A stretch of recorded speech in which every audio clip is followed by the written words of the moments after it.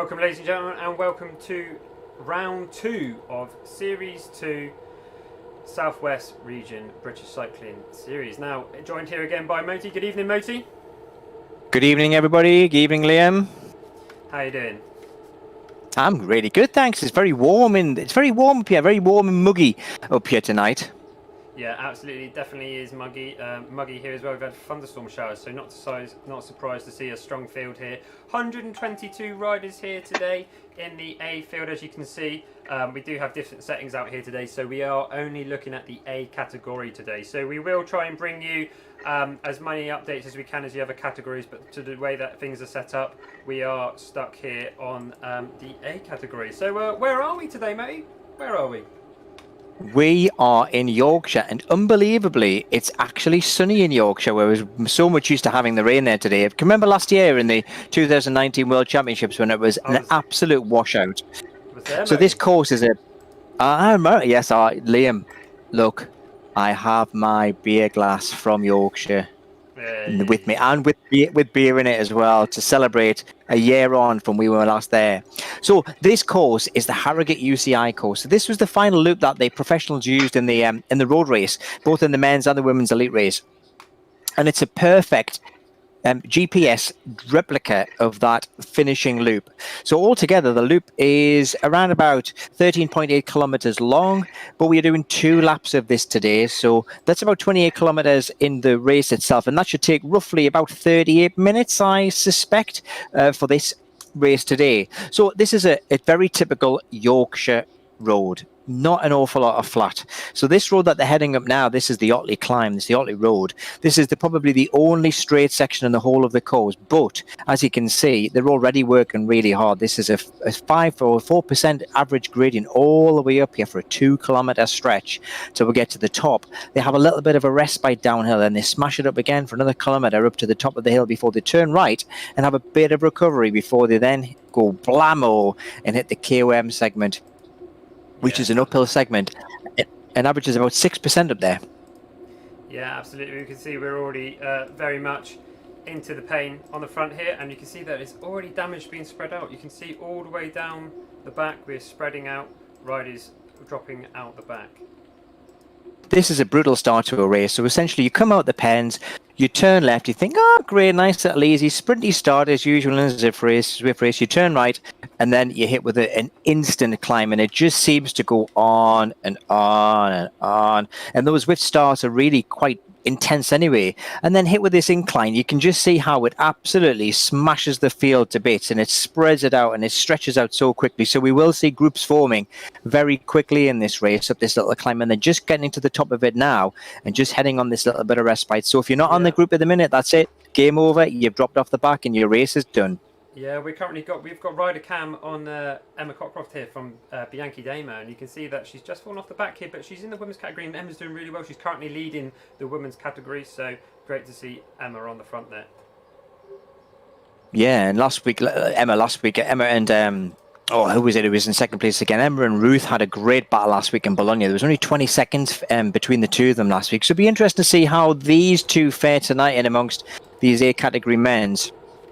Who are undoubtedly going to put some of the great efforts in that they did last week.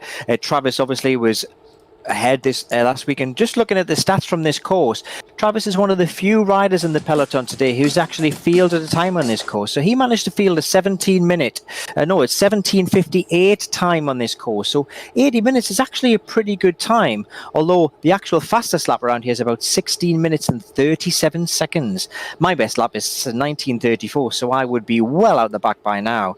But the fastest time that I've seen in the peloton today is by Josh Gray, who's currently lying 6th in the leaderboard, and he managed to put out a 17:20. So let's just see whether Josh pushes Travis there this week.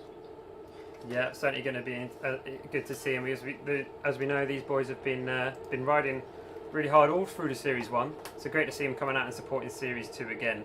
Sponsored by Callas, putting up some jerseys for the winners, and we've got White Lake Cheese putting up cheese for second place, and also we have the CAF putting up vouchers there in Seaton. As we can just come down a slight downhill section now, and as we see, we're going to take a right hand bend And as you can see, the peloton is stretching out. Good numbers though, Moti. We've got good numbers again here tonight. We've got great numbers again tonight, so let's have a look at Zwift Power. Let's just flick over to Zwift Power and see what we've got coming in the race tonight. So what we do have is, one of the things I've noticed from the first leaderboard is we have 59 teams represented in this championship or this series, which is a huge amount of teams represented, and there's a number of riders in each team. Tour 2000 seem to be stacking the top 10 at the moment in the A category, and in the B category we've got a total of 7 teams filling the top 10 spaces. So we've got a lot of riders in all of the categories, so there's a great representation across all of the Southwest tonight and in this series. Yeah, absolutely. Now on board with Blake Pond. We can see Blake Pond doing 355 watts here, 170 beats per minute, so definitely going to be feeling that straight into the climb. Absolutely no rest at all, straight out of the start banner and straight up the climb. So this bit of the section there, they've just turned that 90-degree bend. So now they've got a little bit of respite where it just twists and turns like a twisty-turny thing as they kind of take in this Yorkshire scenery. I think they might have passed the farmer with his sheepdog, and they're passing the coos on the side of the road there. And they're just kind of having this little bit of recovery just down this really steep little section. This in reverse is an absolute horror. So this course in reverse, this bit of the course is just awful. But this bit, again, a nice bit of recovery before they start heading down towards the climb for the KOM. We're just getting some information coming through that it looks like the stream is being a little bit glitchy. So if it is being glitchy for you, or if it does improve, please let us know, and we'll try and make the changes to make that a lot more better. But as we can see, we've just just gone up a slight ramp, and as you can see, I think there is a bit of a formation here. So 2 laps out here today, Moti. 2 laps out here on this course today. It looks like we are already whittling down the numbers, and probably are going to end up with a selection group, and see what's coming up over the next incline. Yeah, definitely. We can see that this front group has really got nice clear air between the chasing group behind. So we've very much got separate races occurring now. This front group will be kind of pushing on. And we will see, as we can see now, with every single climb, the group will stretch out. We will drop the odd rider off the back, and we will slowly whittle the numbers down to a final finish, which will be an exciting thing to see, because we will see some people in the final group. And I suspect that'll be less than 20 riders we'll see in the final group as we start to drop riders off, and we can see that stretching out now. But yeah, it's going to be very much everyone's going to be racing their own race. This front group will be pushing, and as we can see, the rider dropping off the back there will just really pace it in until the next group catches race again. But it'd be interesting to see how this whittles down in this particular climb, because this isn't a particular course, but I think it'll come back together before they head back down the hill to hit the KOM. Yeah, we're going to take a right-hand bend. I think we are approaching the forward KOM now, so it's certainly going to be interesting to see who's able to stay on the front as we go up and over. Yeah, what'll be good to see is what time they put up here. So the best time up this KOM so far on Zwift is 1:45, but anything close to 2 minutes is a really good effort. My fastest up the KOM is 2:38, so and under 2.5 minutes is pretty good for a B, but I think these guys will be aiming to get to 2 minutes for this climb up here. I'd be very surprised if anyone gets under 2 minutes today, because that really will take a big effort. Yeah, no, definitely. Who's your money on leading out the climb? Alec Jones, is it Alec Jones here? This evening, he's been playing an active part in this race series, and not forgetting Series 1. So Alec Jones really pushed, yeah. Well, it'll be interesting, because Alec Jones was very good on the longer climbs. Whether they'll be any good at these little punchy climbs, I don't know.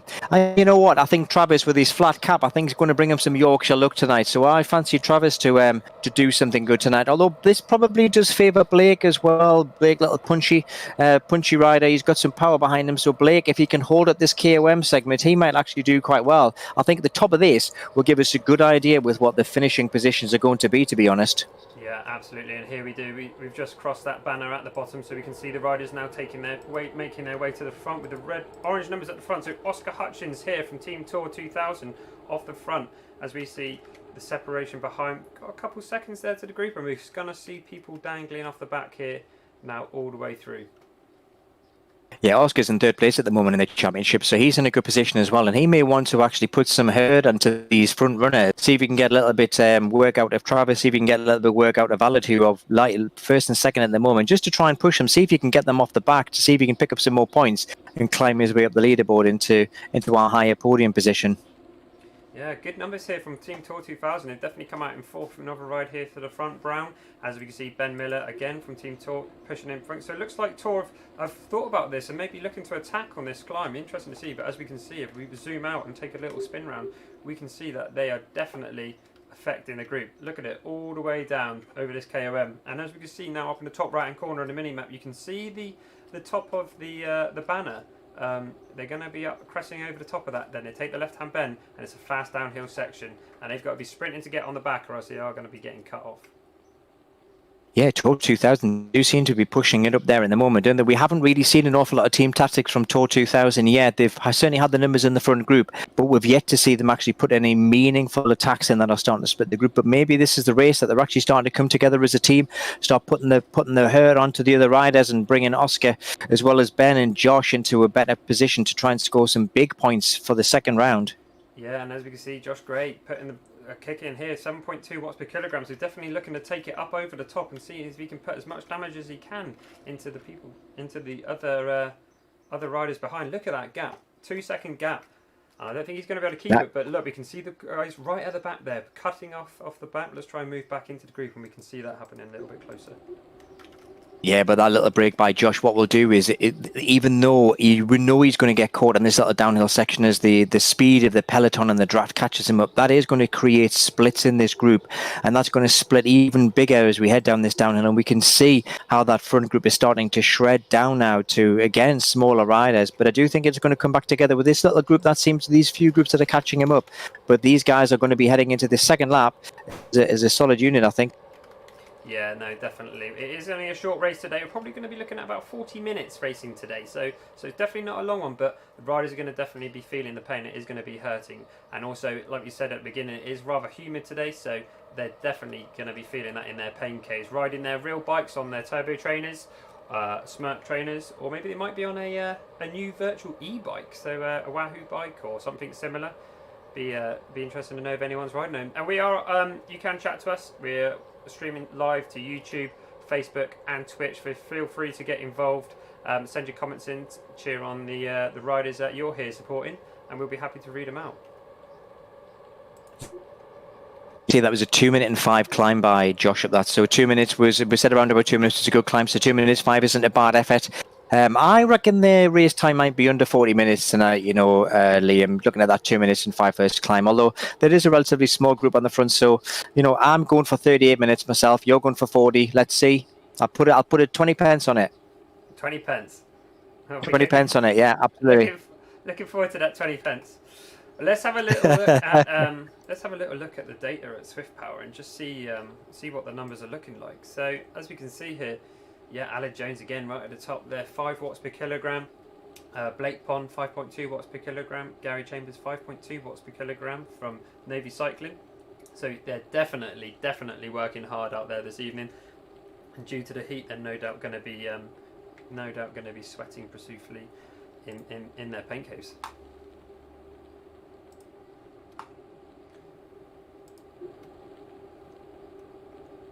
But as we come up, there's a bit of a flat section here, Moti, as we approach the sprint banner, and as we look to head round to that start-finish banner as we start lap 2.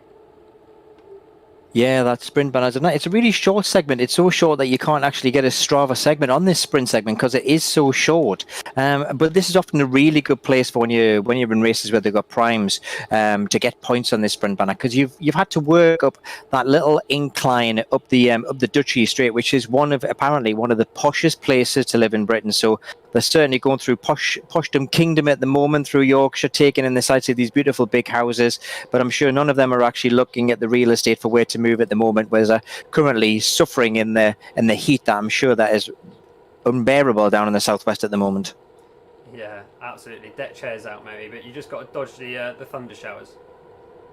Absolutely. And racing last night was very humid as well. And one of the things that we will see with this humidity is that we will see that the heart rate of these guys will be a little bit higher. And this probably will see that we will see probably a drop in power, or you might even see for that first lap that they just go out for it, really try and push themselves hard and maybe suffer in the second lap as they push themselves a little bit too hard in that first lap and not really taking the heat into consideration. So hydration is a big one today, Liam.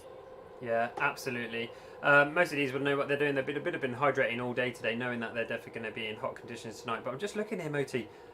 How many numbers have we got in the front now? We started off with 122 in the A category of this race that we're watching, and certainly not 122 in the front group just now. Not at all. This front group is really whittling down quite a lot. And currently on Zwift Power are kind of got 12 riders in this front group. I think it might be a few more than that, to be fair, in that front group. I would probably say that there is closer to about 27 in this front group, I would say, or maybe even smaller than that, 20 odd. So we've got 22 after the first lap. We haven't even finished the first lap yet. So my premonition of 20 riders in the final group, I think, was very, very generous. I think we might even see it whittling down to maybe 10 to 15 in that final group for the final push to the sprint finish. Yeah, and as we've just come through the sprint section, we're up over the bend, so we're now going to take a right hand, and we are going to be making our way towards that start-finish banner, not very far away, just as we enter lap 2, and we're going to be going straight into the KOM again, or is it Harlem Hill? So definitely going to be seeing if there's anyone falling off the back. But as we can see, this group, like you say, are a good, strong field, and I think they are going to be trying to put the hurting up over the top. But definitely, this is a little respite section before the sprint finish. So they'll just turn left here. Then what they'll do is they'll turn right. And then there's the turn right. They'll pass the Cold Brew House, which is where we got this beautiful pint mug from when we went to Harrogate. Oh, absolutely. Give them away. Pick them out there. There we are. There, sitting there. Absolutely. There's the Cold Bath Club serving good beer. And I remember we had a nice beer with Eric when we were there, Eric Min, and this is where this glass comes. Takes pride of place in my glass cup of this glass. So I brought it out especially for tonight. This is a really hard finish to this lap because it's an uphill sprint. So these power guys, the likes of Blake Pond and Travis, have got a little bit of weight behind them, a little bit of power. These guys will be looking to really open the legs up in the end of this second lap to really put in a good strong finish. But at the moment, might see a little attack just to try and split some of these riders off before we hit the second climb again. And as you can see, we're just coming up to the line here where the lap finishes. Yeah, and as you can see, we've got watching just Gary Chambers at the moment as we just approach the start finish banner. So great to see as we go through into lap 2. What is very interesting, though, Liam, at the moment is the guy who has the fastest KOM time and also the fastest lap time is in this front peloton. Now, he's not from the southwest. He's actually Polish by nationality, but he might be somebody that really is up on this lap. So these southwest guys might have the work cut out to keep up with Mr. Kirschmeyer, who is undoubtedly going to make them suffer on this second lap. I'm absolutely sure of it. Josh Gray, KOM with his banner, and we're going to turn a right and we're going to go straight into the climb. Is that right, mate? Yeah, let's see how many riders will drop off on this bit. I think we're going to see a couple of riders drop at the back.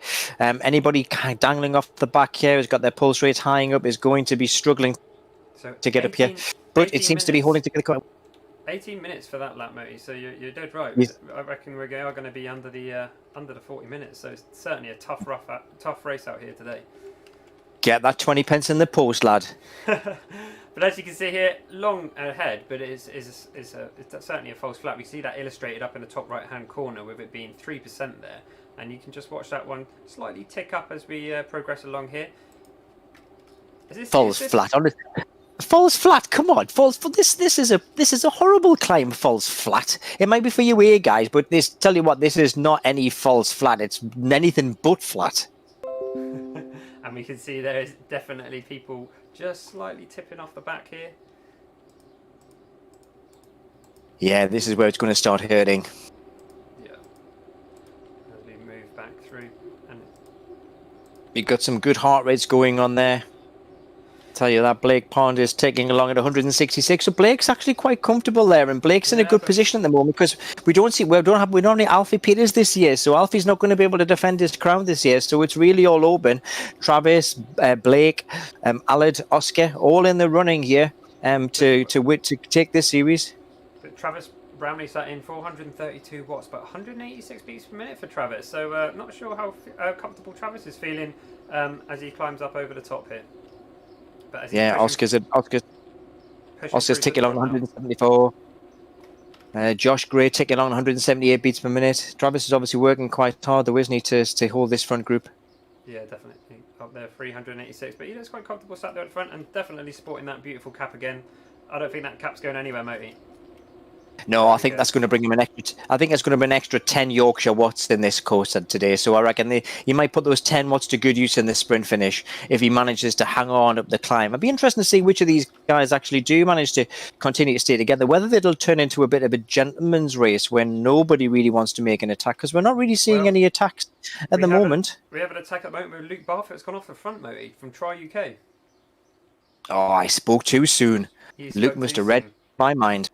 181 beats per minute, 333 watts. He's attacked at 7.2 watts per kilogram, but as we can see, we are now just approaching the top of here. It's get up to 5%, but I do think that pack are going to close in behind, as we see Dartmoor Velo working with Plymouth Coronians from Travis Bramley to close them in. But it'd be interesting to see if there's any, with the group moving up forward to get onto to Luke's wheel, if anyone's going to be falling off the back.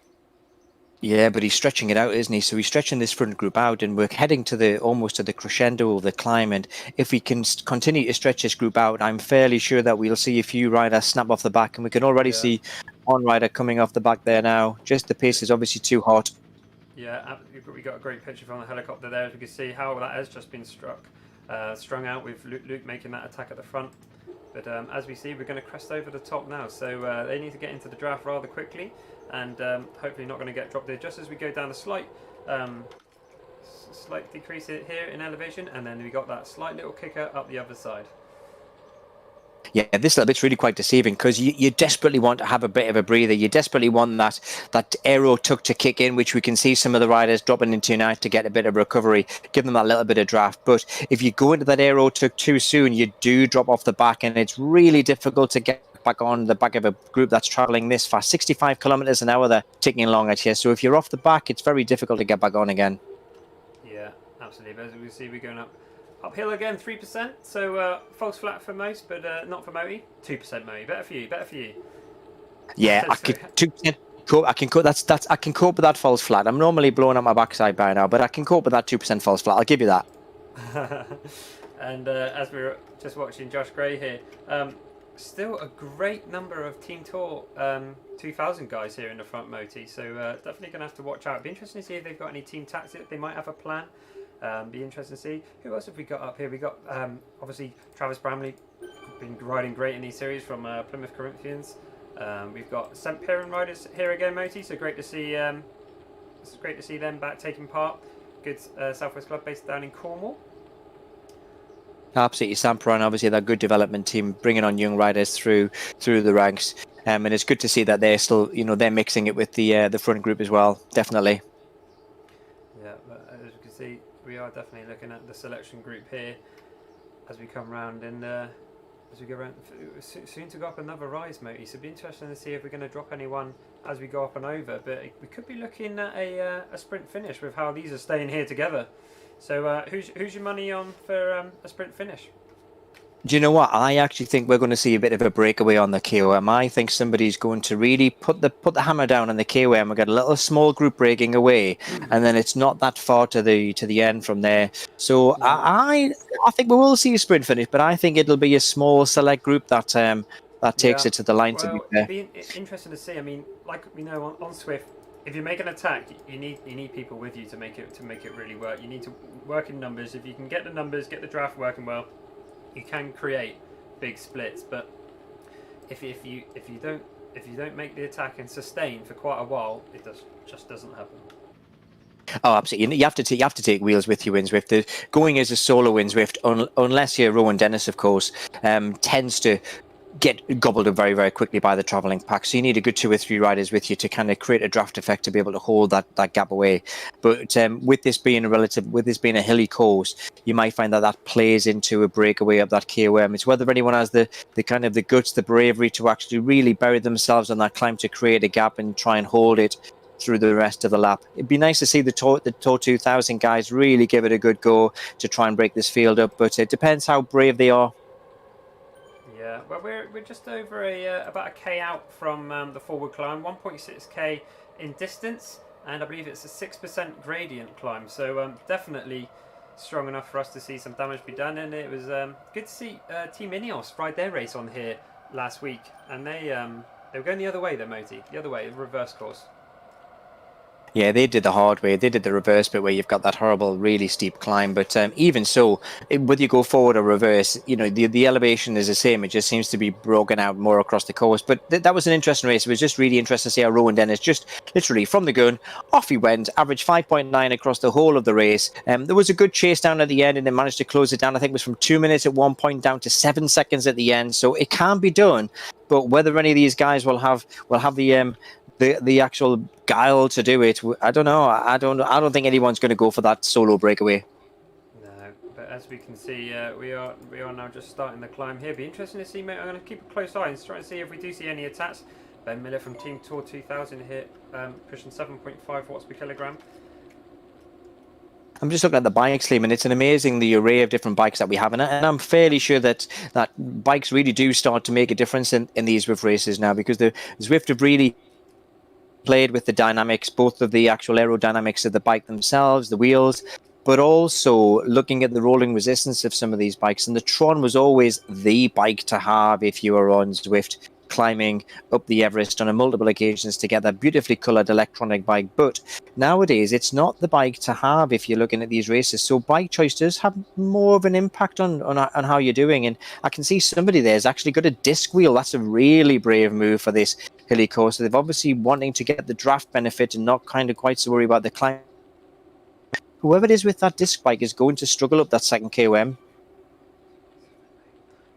Yeah, no, so I'm just looking at the B race, Moti, and it looks like they've had a big split in their group. It looks like they got a front group of 11 and then the main group behind. So some great racing in the B category. Again, apologies that we can't bring you any live pictures from the B race, but unfortunately how Zwift works, that doesn't allow us to take happen, because today we're stuck here with the A category riders. That's the only riders that we can see out here on front, and as we're currently watching Blake Pond out on the front, 320 watts, you can see up in the top left hand corner, 165 beats per minute. So I wouldn't say comfortable, but Blake's probably sat in around high tempo there. So as we take along, slightly going downhill at the moment though, -2%. So working our way towards the finish line, Moti. Yeah, absolutely. Looking at that big group, as you were saying, the only real of one of the front runners who's now is Ray Courtney, and he's currently lying in second place in the B group, and he's the only one of the top 5 I can see who's actually in any good position. Nobody else around him is in a position to really challenge for the lead. Dan Kay, who is currently leading in the B group, he is a little while behind. He's about 30 seconds behind Ray, so Ray may make up some time and points on Dan, so maybe a bit tighter at the top in the B category. That's here we go with the forward climb, Moti, as we cross the banner now. So let's see if anyone's going to attack straight off the front as we go up here. 1.6k long and an average gradient of 6%. As we see, I'll be interested to see whether they manage to get less than 2 minutes, whether they actually go for really push it. I think if somebody really pushes this pace up here, they'll go into 2 minutes. But are they going to be playing it safe, or is somebody going to just put the gun down and just go for it? Well, we can see Percy here from Dartmoor Velo pushing the front currently, with Team Tour 2000, Ben Miller definitely playing a part at the front. Interesting to see it as we go up over the top, but it doesn't look like no one's brave enough to do a full-on attack yet, Moti. I think not taking anything away from them, I think they're probably already had enough hurt. But as we can see, they're pushing 6.1 watts per kilogram. I'm not sure if anyone's got the legs, Moti, but we can see people drifting off the back. So the pace is definitely high here, being set 7.5 watts per kilogram on the front now. And it looks like we are dropping riders off the back, Moti. Yeah, absolutely. I think the set. So I think rather than actually setting a relatively low base, and I think the whole group's moving together at over 5.56 watts per kilogram, and I think that's why it's dragging an awful lot of riders with them. I don't know, to be able to put a break out here is going to take at least an 8 to 9 watts per kilogram break, and I don't know whether anybody wants to do that. But if you're going to do it, now is the time, because we're coming up to this banner. So if you're going to create a split, now's the time to actually put your legs into action and really start creating. And we can see somebody is actually starting to do that. Who is that? That's breaking off the front. It's Jake Cartledge. He's actually putting in 9 watts per kilogram. He's actually going for it. Is anybody going to join him? Yeah, Jake Cartledge from Plymouth Corinthians off the front here, just to go up. I'm going to crest over the banner, but it looks like we have got a gap now. And you can see Luke from Try UK trying to bridge across, but as we can see, that Jake Cartledge's got himself a 2 second gap now it's unlikely he's going to be able to take this all the way to the finish. What with the downhill coming straight after, but as you can see, he's definitely hurting people in the group there as 2 riders just fall off the back. Absolutely. I'll tell you what, if he manages to take this to win, this will be a sterling effort. But I can see this pack closing him down. Although even the front of the pack starting to break up. Luke Barfoot's kind of creating a little bit of a gap to the main group as well. So I think he's going to be caught eventually before we get to the finish. Yeah, we can see them coming across now.